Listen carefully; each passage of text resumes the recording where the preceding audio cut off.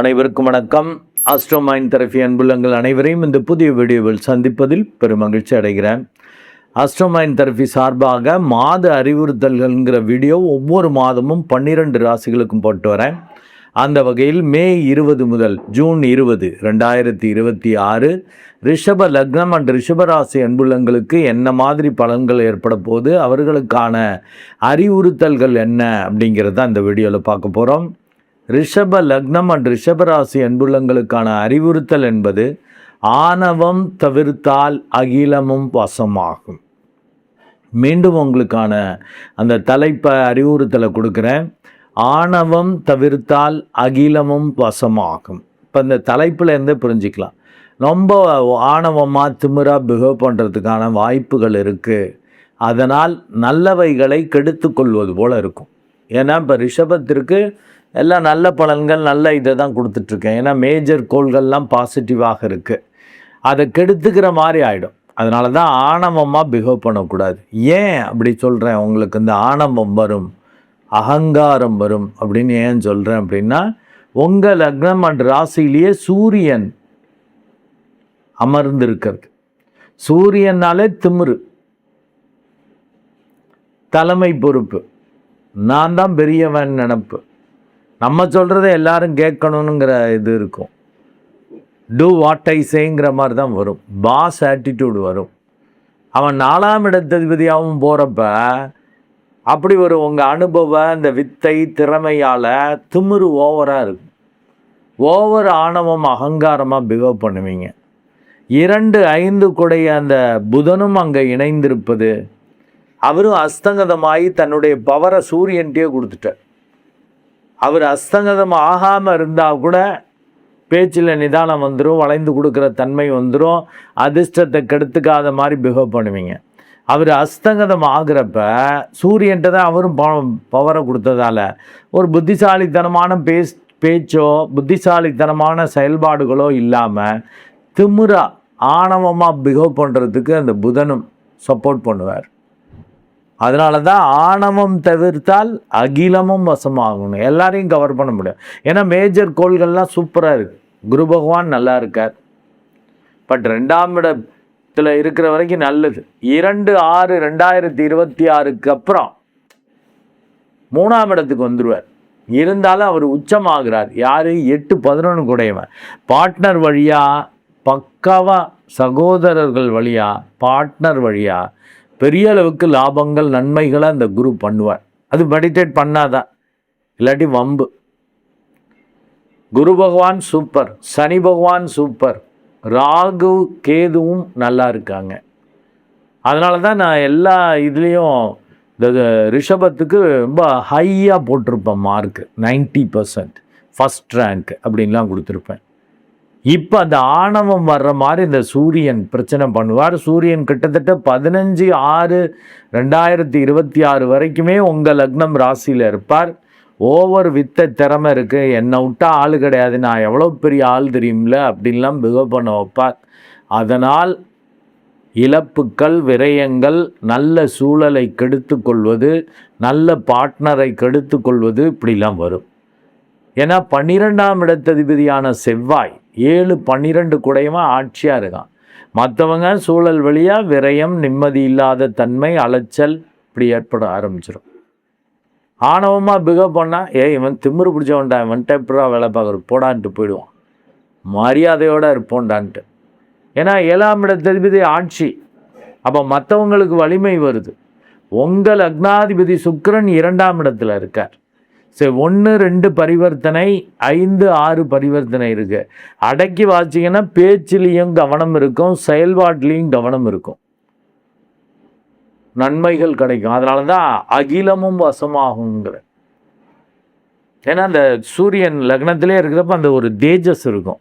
மற்றவங்க பார்த்தா அலட்சியப்படுத்த முடியாது.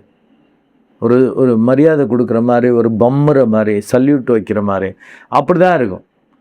அதில் பேச்சில் அந்த இதை காட்டக்கூடாதுல்ல, பர திமிராக இருக்கான்ட்டுருவாங்க.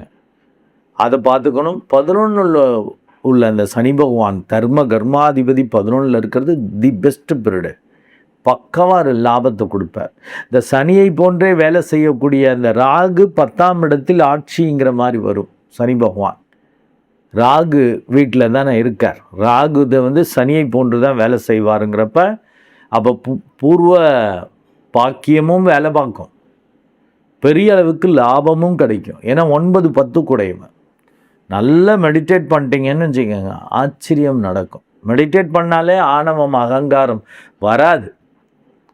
உங்களை அறியாமல் அப்படி பேசிட்டா கூட சடார்னு அதை அப்படியே பேலன்ஸ் பண்ணிடுவீங்க, அவங்கள அட்ராக்ட் பண்ணிடுவீங்க, அவங்க ஒரு மாதிரி வீக்கானதை சரி பண்ணிடுவீங்க.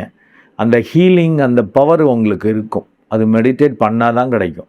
இல்லாட்டி டம்மு டும்முன்னு ஏதாவது பேசி சூழலை கெடுத்து மன நிம்மதியை நீங்களே கெடுத்துக்குவீங்க. உங்கள் மன நிம்மதி, சந்தோஷம், திருப்தி வேறு யாராலையும் கெடாது. இந்த மாதம் உங்களால் தான் கெடும். உங்களுடைய ஆணவ போக்கு, அதிகார போக்கால் தான் கெடும். இல்லாட்டி 1, 2 பரிவர்த்தனை ஆகிறப்ப தானாக பண வருவாய் வரும், பெரிய அளவுக்கு அதிர்ஷ்டம் தேடி வரும். அதனால தான் அகிலமும் வசமாகும்ட்டேன். நீங்கள் இப்படி சரண்டர் ஆகிட்டு ஒரு ஆணவம் இல்லாமல் எல்லோரையும் இணைந்து மற்றவங்களுக்கு மரியாதை. ஏன்னா 7ஆம் இடத்துக்கு ஆட்சியாக இருக்கிறப்ப அவங்களையும் அலட்சியப்படுத்தக்கூடாது. அவங்களுக்கும் மரியாதை, அவங்களுக்கும் உரிய மரியாதை, உரிய பங்கு இதெல்லாம் கொடுக்குறப்ப சூப்பராக இருக்கும். சனி பகவான், ராகு, நீங்கள் மெடிடேட் பண்ணுறது வேணும். அது கொஞ்சம் இடிக்கிற மாதிரி ஆகுது. ஏன்னா 4ல் இந்த ராகு, சரி 4ல் கேது இருக்கிறப்ப, ஏன்னா 10ல் ராகு இருக்குது.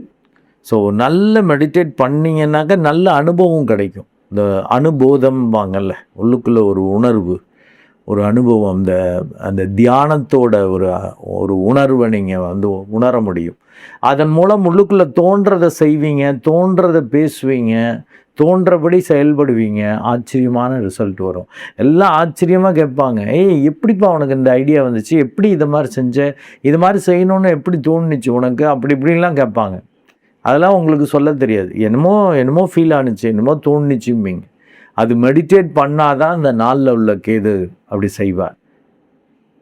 ஆனால் சோம்பேறித்தனம் வரும். உங்கள் லக்னாதிபதி சுக்கிரன் சுகவாசி, அதனால் சோம்பேறித்தனம். ஆனால் அவனே 6ஆம் இடத்ததிபதியாக வர்றதால எங்கே பேர் கெட்டு போயிட போது, விரயமாகிட போது, இல்லாட்டி எப்படி கடனை அடைக்கிறது, எப்படி காரியத்தை ஆரம்பிச்சிட்டோம் எப்படி முடிக்காமல் விடுறது அப்படின்ட்டு ஓடுற மாதிரி பண்ணும். சோம்பேறித்தனம் வரும். மெடிடேட் பண்ணிட்டீங்கன்னா இந்த சுகம் சோம்பேறித்தனத்துக்கு வழிவகுக்கிறது இருக்காது. சுகமாகவே வேலை செய்கிறதுலையே சுகம் காணுவீங்க, காரியத்தை திருப்தியாக செய்வீங்க. 10ல் உள்ள ராகுவும் புதிய நபர்கள், வேற்று மதத்தினர் வழியாலாம் புதிய வாய்ப்புகள், புதிய கஸ்டமர், லேட்டஸ்ட் டெக்னாலஜியை உங்கள் வேலை தொழிலில் இம்ப்ளிமெண்ட் பண்ணுறது, இந்த மாதிரிலாம் ஒரு நல்ல சூழலை கொடுப்பாங்க. அதிர்ஷ்டம் தேடி வருங்கிறதால தான் அகிலமும் வசமாகுங்கிற மெடிடேஷனுங்கிறது இட் இஸ் கம்பல்சரி. உங்களுக்கு தான் நேரம் நல்லா இருக்கு, எதுக்கு பண்ணணும் அப்படின்னு தான் தோணும். கேது ஓரளவு போகுது ரைட்டுன்னு. ஏன்னா பொதுவாக மனிதர்கள் இயல்பே எப்போ பிரச்சனை மேலே பிரச்சனை வருதோ அப்போ தான் கோயிலுக்கு போவாங்க, இப்போ என்ன பரிகாரம் பண்ணணும்னு யோசிப்பாங்க. அப்படி வரும். ஓரளவு நல்லா இருக்கிறப்ப கடவுளை நினைக்க மாட்டாங்க. ஓரளவு அந்த சாஃப்டான இந்த யோக ஜாதகமாக இருக்கிறவங்க தான் என்றைக்குமே அந்த நன்றி உணர்வோட கடவுளுக்கு நன்றி சொல்கிறது, நல்லது கிடைச்சாலும் நன்றி சொல்கிறது, கெட்டது வர்றப்ப நீங்கள் பார்த்துக்கங்க நான் என்னால் முடிஞ்சதை செய்கிறேன்னு சரணாகதி தத்துவத்தில் வேலை பார்க்குறது, இதெல்லாம் வரும். அதனால் மெடிடேஷனுங்கிறது உங்களுக்கு கம்பல்சரி தான். பெரிய அளவுக்கு அதிர்ஷ்டம் நன்மைகள் கண்டிப்பாக இந்த இதில் கிடைக்கும். அதை ஆணவத்தால் கெடுத்துக்காதீங்க அப்படின்னு. ஏன்னா இந்த சூரியன் கிட்டத்தட்ட நான் இந்த பலன் சொல்கிறது 20/6 வரைக்கும், 15/6 வரைக்குமே லக்னத்தில் இருக்கார், உச்ச வீட்டுக்கு பக்கத்தில் இருக்கார். ஓவர் அர்த்தம் பண்ணுவீங்க. அது வடிவேல் ஒரு படத்தில் சொல்கிற மாதிரி ஓவர் அர்த்தம் போகிறோமோ அப்படிமால போவோம் அப்படிமால, அது மாதிரி தான் நீங்களும் போவீங்க. ஓவராக பேச்சு இருக்கும். ஏன்னா உங்களுக்கு 8-11 கூடையவன் 2ஆம் இடத்துல இருக்கான். 2-6க்கு அப்புறம் 3ஆம் இடம், 2 வரைக்கும் அது மாதிரி பேச்சு இருக்கும். 3ஆம் இடத்துக்கு வர்றப்ப அது மாதிரி முயற்சியும் பண்ணுவீங்க. ஓவர் கான்ஃபிடென்ட், ஓவர் திமுறா பண்ணுறதுக்கான வாய்ப்புகள் உண்டு. அது பார்ட்னருக்கு ஈக்குவல் மரியாதை கொடுத்துடணும். ஏன்னா 8ஆம் இடத்ததிபதியும் உச்சம், சரியான பங்கு கொடுத்தல். ஏன்னா 7ஆம் இடத்ததிபதியும் ஆட்சி, 8ஆம் இடத்ததிபதி உச்சம், 7ஆம் இடத்ததிபதி ஆட்சிங்கிறதால மற்றவங்க சூழலோடு இணைந்து, ஏன்னா மற்றவங்க சூழலுக்கு பவர் வருது, அவங்கள்ட்ட முரண்பாடு வச்சுக்கூடாது, அவங்களுக்கு தான் வலிமை வருது. ஜாக்கிரதை. 8ஆம் இடத்ததிபதிங்கிறப்ப வெடுக்கு துடுக்குன்னு நடக்கிற மாதிரி வரும். அவனே 11ஆம் இடத்ததிபதியாகவும் வர்றதால தான் சரியாக முறையாக பங்கு கொடுத்துட்டு எல்லோருக்கிட்டையும் அட்ஜஸ்ட் பண்ணி போனீங்கன்னாக்கா அகிலமும் வசமாகும்னு அதான் சொன்னேன். உலகத்தையே வசப்படுத்திடலாம். இல்லை முறிவு பிரிவு வர்ற மாதிரி பிஹேவ் பண்ணிட்டீங்கன்னா, ஏன்னா 8ஆம் இடத்ததிபதி உச்சங்கிறப்ப திடுக்கு தடக்குன்னு ஏதாவது செஞ்சிருவீங்க. அதனால் முறிவு பிரிவு சிக்கல்கள் வரும். அந்த மாதிரி முயற்சியை பண்ணிடுவீங்க. ஓவராக சூரியன் உள்ளுக்குள்ளே இருந்து அகங்காரத்தை கொடுத்து பார்த்துக்குவோம், நம்மளுக்கு தான் தெரியுமே, பார்த்துக்குவோம் என்ன நடக்குது, அவன் போனான்னா வேற ஆளை வச்சு பார்த்துக்குவோம், அப்படி இப்படின்னு ஓவராக ஏதாவது பண்ணி கெடுக்கிற மாதிரி வரும். நாளில் உள்ள கேது மெடிடேட் பண்ணாதான் இந்த இது ஒரு சரணாகதி தத்துவத்தில் எல்லாத்தையும் இணைஞ்சு செயல்படுற மாதிரி பண்ணுவார். இல்லாட்டி நாளில் இருக்கிற கேது இவன் இல்லைன்னா வேற இதை பண்ணிக்குவோம், இப்படி பண்ணிக்குவோம், அதை அப்படி பண்ணிக்குவோம், பெரிய வித்த திறமை ஓவராக இருக்கிற மாதிரி ஓவராக ஆராய்ச்சி பண்ணி இப்போ இல்லைன்னா அப்படி இப்படின்னு சொல்லி ஓவராக திமிராக பிஹேவ் பண்ண வைக்கும். அதனால் ஆணவங்கிற பேச்சை இந்த மாதம் இருக்கக்கூடாது. அமைதி, உள்ளுக்குள்ளே தோன்றதை அப்படியே பேசுறது, தோன்றதை அப்படியே செய்யறது இந்த இந்த இந்த மாதம் பண்ணக்கூடாது. அமைதியாக மெடிடேட் பண்ணிவிட்டு டக்குன்னு செய்யாமல் before saying anything, before doing anything ஒரு சின்ன கேப் இருக்கணும். மெடிடேட் பண்ணுறது பண்ணிங்கன்னா அந்த கேப் இருக்கும். இல்லாட்டி டப்புன்னு செஞ்சு விடுவீங்க, டப்புன்னு பேசிவிடுவீங்க. ஏன்னா 8ஆம் இடத்துக்கு உச்சம் இல்லையா, ஆக்சிடென்டலாக விபத்து மாதிரி நடந்துடும். ஐயோ எனக்கு தெரியுங்க, செய்யக்கூடாதுன்னு நினச்சேங்க, செஞ்சுவிட்டேங்க, இந்த இதை தொடக்கூடாதுன்னு நினச்சா தொட்டுட்டேங்க, சிக்கலாகிடுச்சிங்க, இப்படின்னு பின்னாடி வருத்தப்படுவீங்க. கண் கட்ட பிறகு சூரிய நமஸ்காரம் பண்ணி பிரயோஜனம் இல்லையே. நல்லா மெடிடேட் பண்ணிக்கங்க. ஆச்சரியமான அந்த இது, அதனால தான் அகிலமும் கிடைக்கணும். ஆச்சரியமான விஷயங்கள் உங்களுக்கு நடக்கும். ஆணவங்கிறது டோட்டலாக தூக்கிவிட்டணும். டோட்டலாக பொலைட்னஸ் இறங்கின் திமிரு இதெல்லாம் இருக்கக்கூடாது. நீங்கள் ஒரு ஆளே கிடையாது, நீங்கள் ஒரு டம்மி பீஸுன்னு நினச்சிக்கிட்டீங்கன்னா நீங்கள் ஒரு சூப்பர் ஸ்டார் தான். உங்கள் சூப்பர் ஸ்டாரை பாருங்கள், அவர் அப்படி தானே தன்னை டம்மி பீஸாக நினச்சிக்கிறார். அதை போல் நீங்கள் நினச்சிட்டிங்கன்னா நீங்கள் ஒரு சூப்பர் ஸ்டாராக மாறிடுவீங்க.